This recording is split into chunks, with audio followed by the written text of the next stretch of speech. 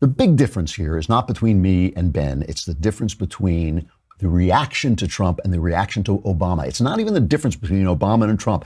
Obama, Trump, and George W. Bush all made the same mistake with Vladimir Putin. They all just didn't think that he was the scorpion. They all got on the back of the, you all know the story of the frog.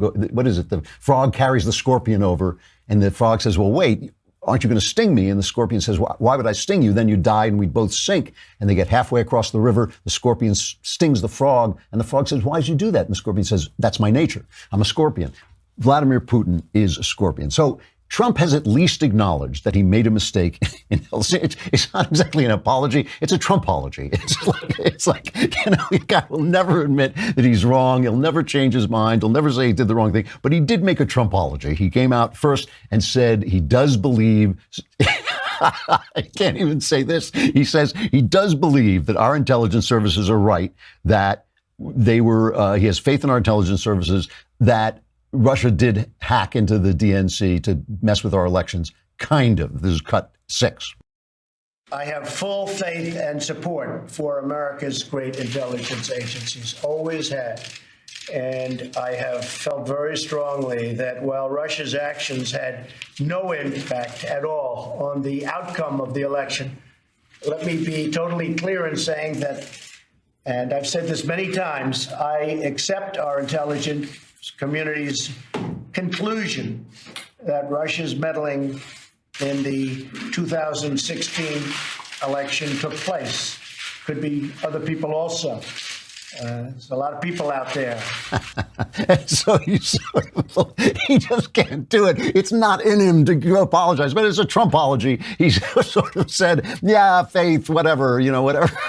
I have it. And then this was magic. I love this. This is classic Donald Trump. This is almost campaign Trump when he was really like attacking the Pope and everything like this. He says it was just one word. He went back and if you just changed one word, it all makes sense. In a key sentence in my remarks, I said the word would instead of wouldn't.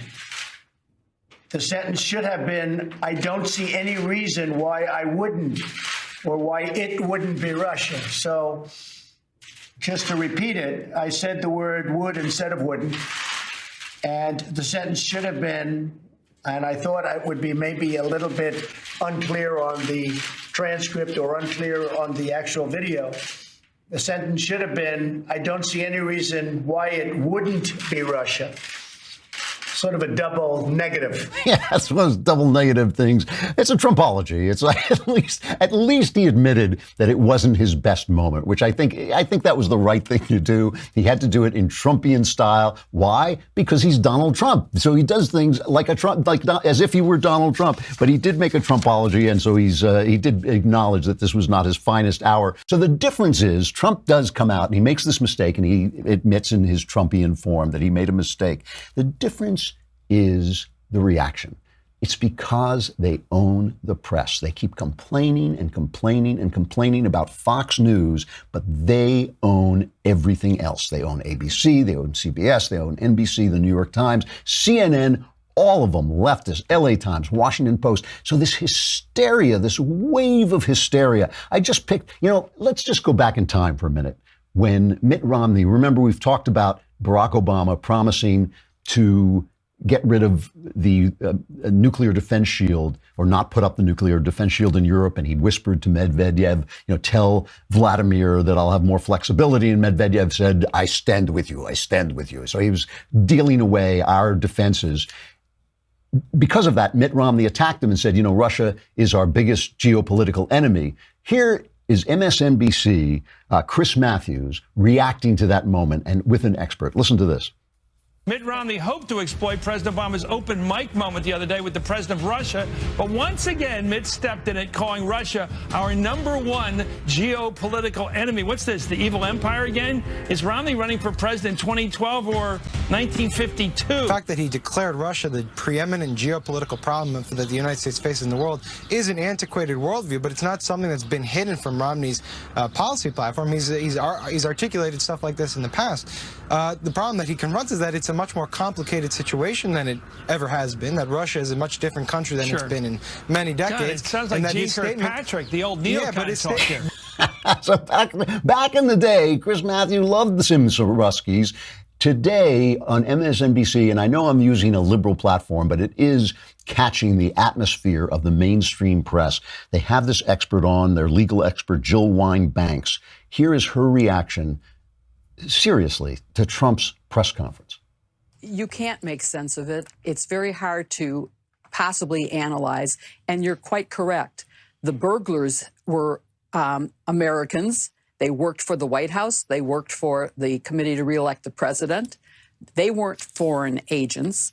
And yet we were burglarized this time by foreign agents. And it's just as serious to me as the Cuban Missile Crisis in terms of an attack or the 9/11 attack. The president is taking the side of the people who attacked us instead of trying to prevent a future attack. He has done nothing to make sure that the elections 4 months away are going to be safe. And I would say that his performance today will live in infamy as much as the Pearl Harbor attack or Kristallnacht. Pearl Harbor attack, Kristallnacht, you remember, 1938. That's when they broke all the windows of the Jewish shops in Germany, a prelude to the Holocaust. They called it Kristallnacht because of all the broken glass. 100 Jews, I think, were killed. It's Pearl Harbor. It's the Cuban Missile Crisis. She's comparing the hacking of computers by maybe these 13 guys in Russia who basically phished the DNC. They said, send us your password, and their password was password, and they sent it to them. I mean, that was the level of security these master spies had to overcome to get these embarrassing emails.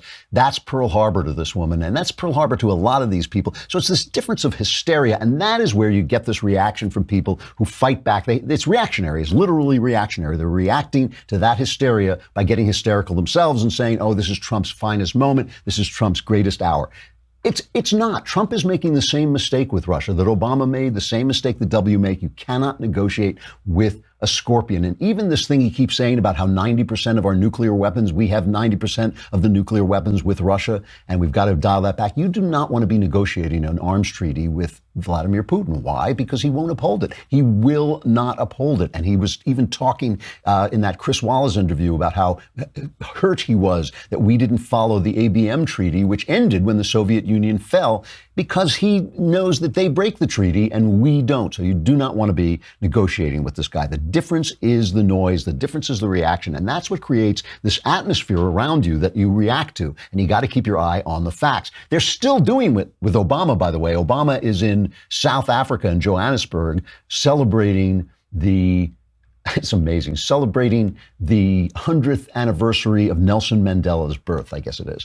And so here's the report from CBS about this. They still love their Barack. Obama fever has certainly gripped Johannesburg. The former U.S. president is extremely popular both here and across much of this continent. He opened a youth center run by his half-sister, and it didn't take much convincing to get Obama onto his feet and dancing. Oh, he's dancing. It's Obama fever. They never stop. They love this guy. So here's Obama. Here's the speech that they sent around that made a big splash on Twitter because it sounded like a rebuke to Donald Trump. This is cut number one. This is another one of these things that I didn't think I had to lecture about. You have to believe in facts. Without facts, there's no basis for cooperation. If I say this is a podium and you say this is an elephant, it's going to be hard for us to cooperate. Unfortunately, too much of politics today seems to reject the very concept of objective truth. People just make stuff up. They just make stuff up. We see it in the growth of state-sponsored propaganda. We see it in internet-driven fabrications. We see it in the blurring of lines between news and entertainment.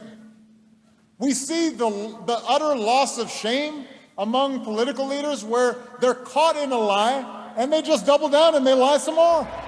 So that's what Obama said, but I wanted you to hear what I heard. So I had the guys here, Rob and Emily and Austin. I had them put together what I heard as Obama was speaking.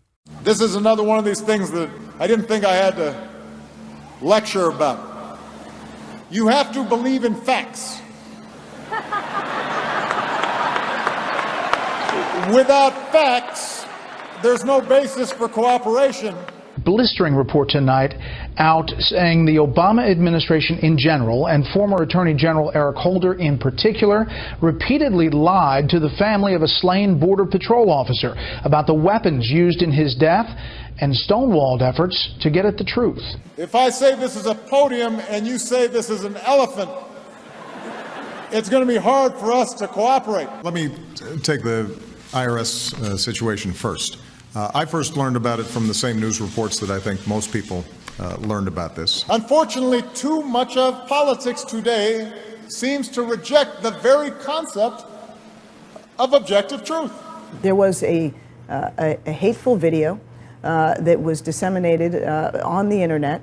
It had nothing to do with the United States government, and it's one that we find disgusting and reprehensible. It's been offensive to many, many people around the world.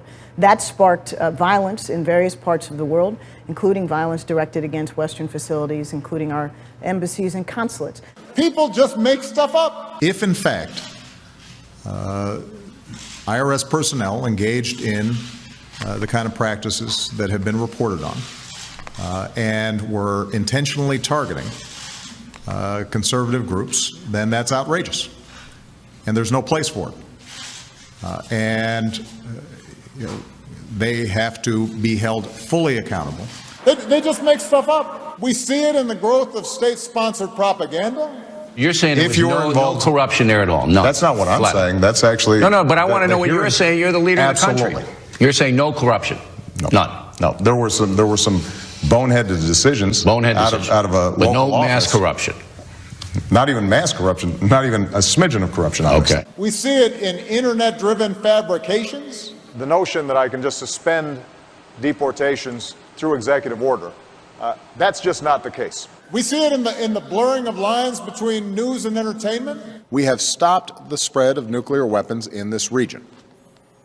Because of this deal, the international community will be able to verify that the Islamic Republic of Iran will not develop a nuclear weapon. We see the utter loss of shame among political leaders where they're caught in a lie and they just double down and they lie some more. You can keep your plan if you are satisfied with it. If you like the plan you have, you can keep it. If you like your plan and you like your doctor, you won't have to do a thing. You keep your plan. If you like your health care plan, you'll be able to keep your health care plan.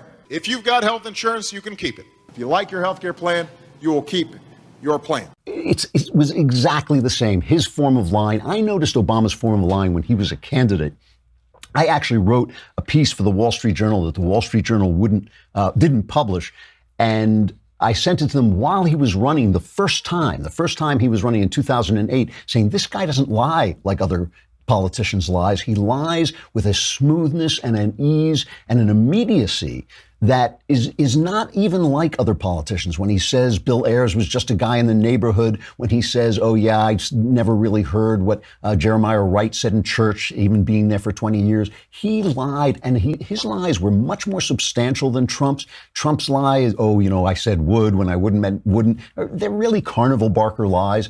Obama lied about substance, and they just worshipped him, and that is the difference. Is the kind of the noise that overrides everything that Donald Trump does and didn't override the silence that surrounded everything that Obama did. Obama is still over there.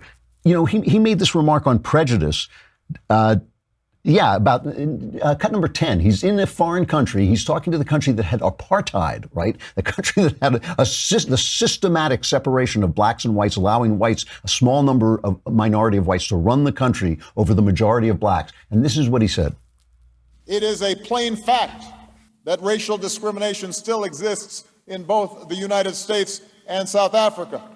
And it is also a fact that the accumulated disadvantages of years of institutionalized oppression have created yawning disparities in income and in wealth and in education and in health, in personal safety, and access.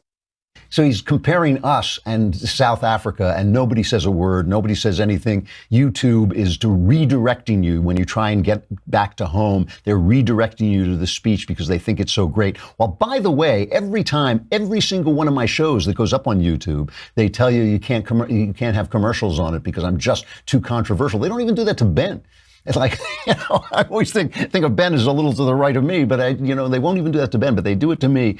So that's the thing. You're getting this absolute creation of an atmosphere, and that's what you're reacting to. You can't help but react to it. We all react to the narrative. They create the narrative, and that is the big difference between what happened in Helsinki and what Obama did when he was talking to Medvedev. That's the difference. That's the only difference. I mean, there is one bigger difference. Trump made a mistake because he's so angry at the corrupt people in the Justice Department that Obama put there to go after him. Trump made a mistake, but Obama was constantly apologizing for America, and it wasn't a mistake. He meant it. That is a big difference.